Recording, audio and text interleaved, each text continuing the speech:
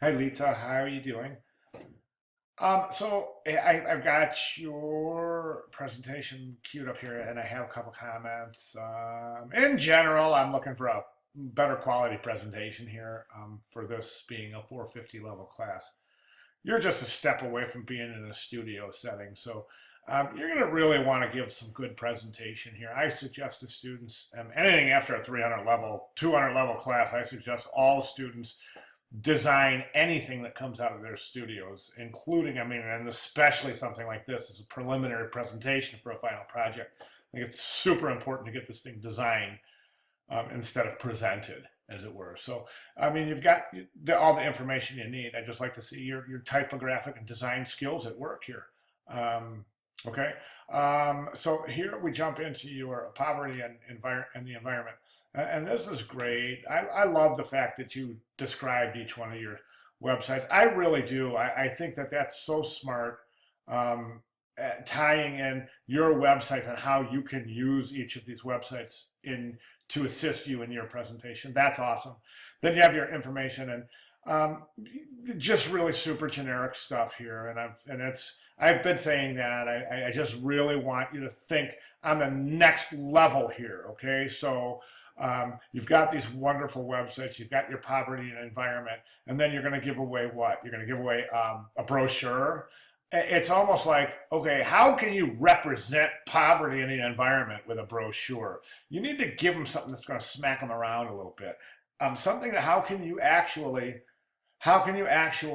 visually represent, and how can you represent the filth and stench of poverty in the environment with your giveaway? That's what I'm thinking. You know what I mean? Here we are trying to represent poverty in the environment, and we're going to hand this like shiny brochure to them. It just doesn't make sense. You see what I'm saying? That's where I want you to start thinking. I want you to get that intangible down here. Turn these items into something that's going to solidify your point. Okay? I used one student back in the day when I was teaching a studio course, and I had a student who really was interested in making one of her pieces. One of her pieces was it was a poem, and it had a piece, and it was really dirty, and it was about the street, and it was grimy, and it had a lot of grit. And she asked me, how do I really get the feeling, that this poem is saying visually? And I told her, this is what you do. You take that poem home with you, and you spit on it, and you throw it on the ground, and you stomp on it, and you throw it in the mud, and you dump your ashtray on it if you smoke, and throw a beer on it, all right? And get that thing a stinking. Then you open it up, and then you read it. And then you start designing, okay? So do you see what I'm saying? This is the design thinking that we're talking about during week one, okay? And again, you have your booth designs and your giveaways. Your sketches are great.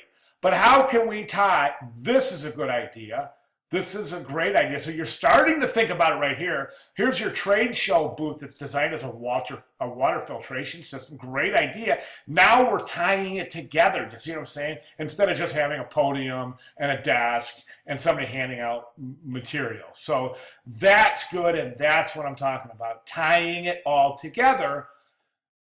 The design speaking, so to speak. Design think that we're talking about all week. All right? Great job. Thanks.